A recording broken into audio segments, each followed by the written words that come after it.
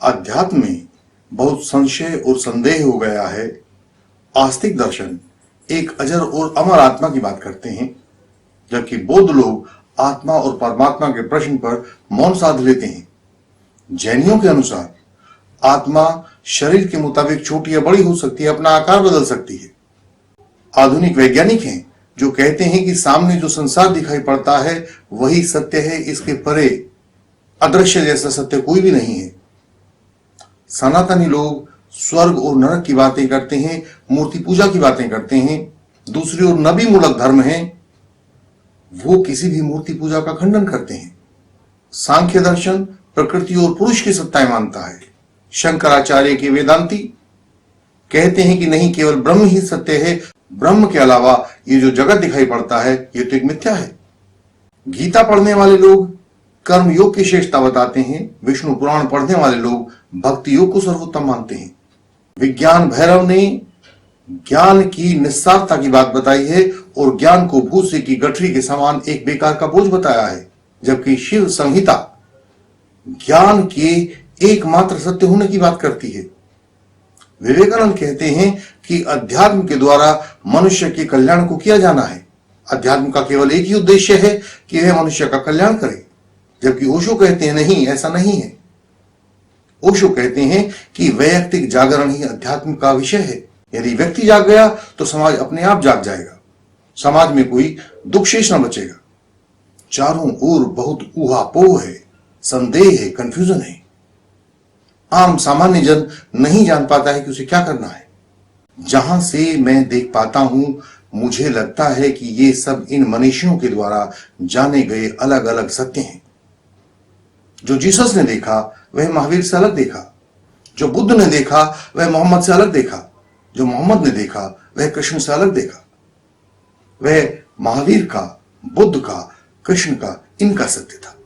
इनके देखे उन सत्यों से आपको कुछ ना मिलेगा।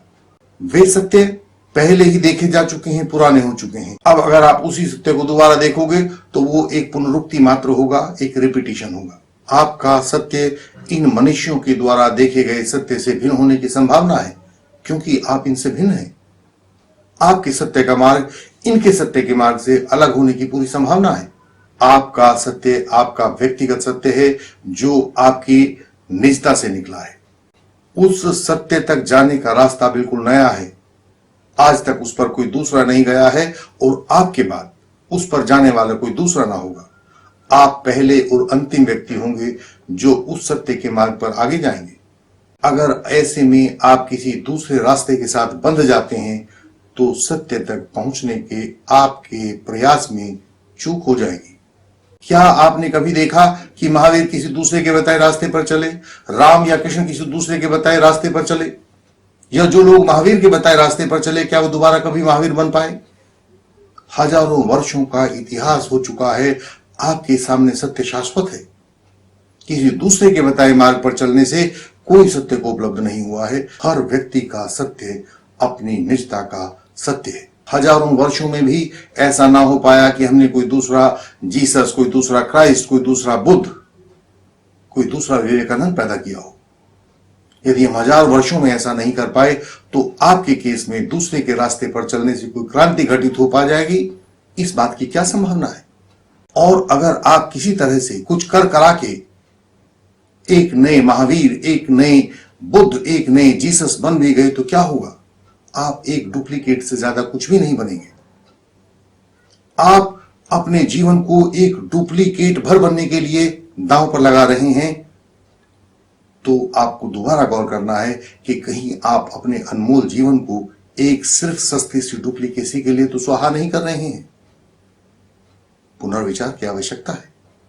ये जो पहले के बताए हुए रास्ते हैं, जिन पर आपसे पहले मनीषी चले हैं, जिन पर बुद्ध चले हैं, जिन पर जीसस चले हैं, जिन पर क्राइस्ट चले हैं, ये बहुत चमकदार रास्ते हैं, बहुत आकर्षित करते हैं, क्योंकि इन पर वो महापुरुष चले हैं।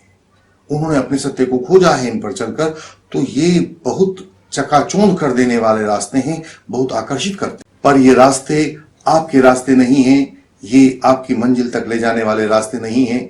जो इन पर चले वो अपनी मंजिल पर पहुंचे, पर आपका रास्ता अलग है।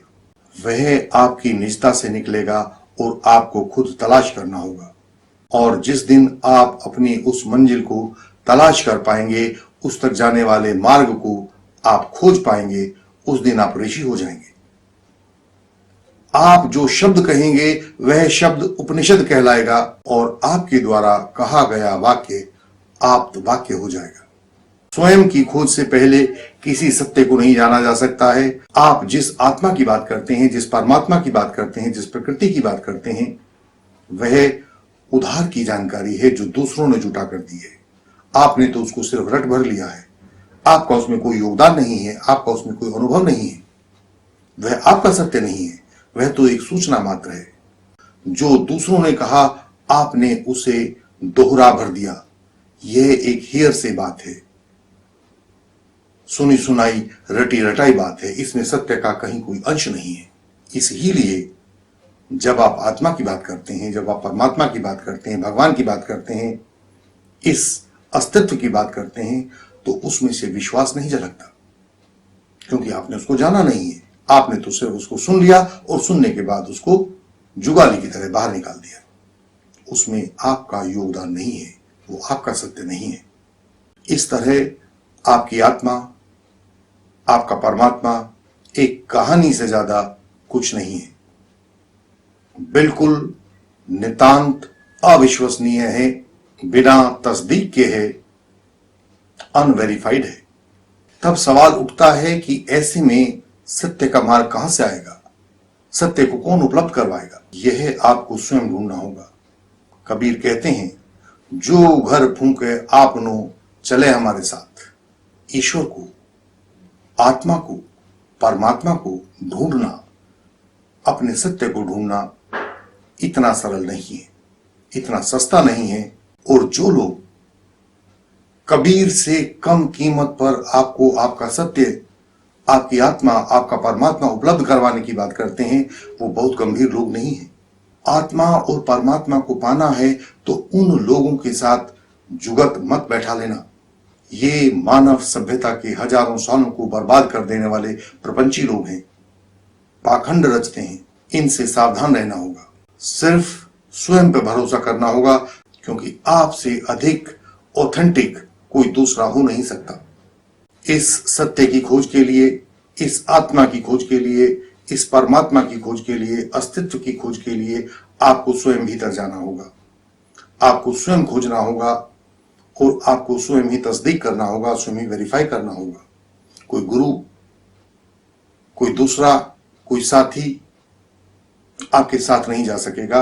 वहां जाने का कोई उपाय भी नहीं है। आपका कोई गाइड, आपका कोई गुरु केवल एक इशारा भर कर सकता है कि देखो वहां कुछ है, लेकिन वहां वो क्या है, इस बात का अन्वेषण केवल और केवल आपको करना है। दूसरों के द्वारा की गई तलाश, चाहे वो बुद्ध की तलाश हो, चाहे वो महावीर की तलाश हो, जीसस या कृष्ण की तलाश हो, आपको सिर्फ चकाचौंध से भर सकती है, आपको प्रकाशित नहीं करेगी। जब भी आप प्रकाश चाहेंगे, वो ज्योति आपको अपने भीतर जलानी होगी, स्वयं जलानी होगी। और जिस दिन आपके भीतर वह ज्योति जलना शुरू हो जाएगी, आप अपनी यात्रा के प्रारंभिक बिंदु पर खड़े होंगे। इस प्रारंभिक बिंदु पर खड़े होना एक महान उपलब्धि है। बाकी का रास्ता कोई मुश्किल रास्ता ना होगा। इस जैसी अन्य वीडियोस के बारे में लगातार अपडेट रहने के लिए आप इस चैनल को सब्सक्राइब कर सकते हैं। और जब तक हम नई वीडियोस लेकर आपके पास दोबारा उपस्थित हूं, तब तक के लिए नमस्कार।